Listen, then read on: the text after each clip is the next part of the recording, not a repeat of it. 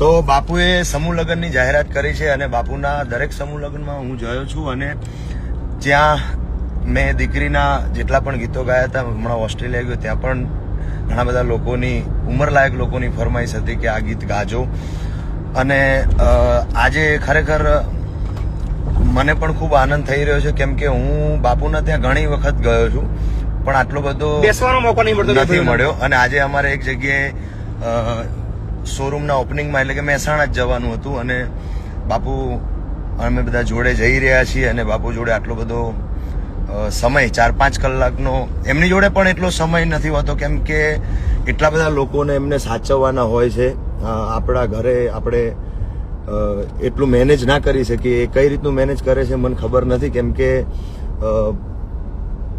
બાળકો પણ એટલા છે અને એક નહીં અનેક મા બાપ ને સાચવે છે. તમે જોવો જ છો, મારે કહેવાની કે વખાણ કરવાની કોઈ જ જરૂર નથી. એટલે એ ખૂબ અઘરું છે.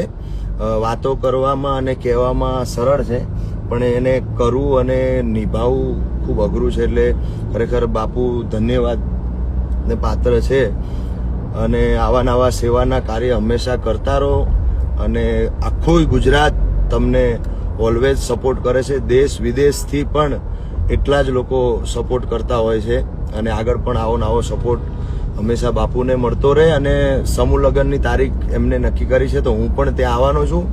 એ તારીખ અત્યારે જ હું લખી લઈશ. બિલકુલ 25 ડિસેમ્બર 2027 પડવાની છે 2026 ભાઈ 26 સોરી અત્યારે તો બહુ વાર છે જો આપણે 27 એટલે મેં સમૂહ કરવાના મેં એવું વિચાર્યું કે 251 દીકરીઓ છે એટલે કદાચ વાર લાગી શકે ના, પણ 2026 માં જ છે સમૂહ લગ્ન. આયોજન થઈ જશે મસ્ત અને કાર્યક્રમ કરીશું અદભુત. જેટલા પણ આયોજન કર્યા છે એ એક નંબર કર્યા છે, બેસ્ટ આયોજન કર્યા છે.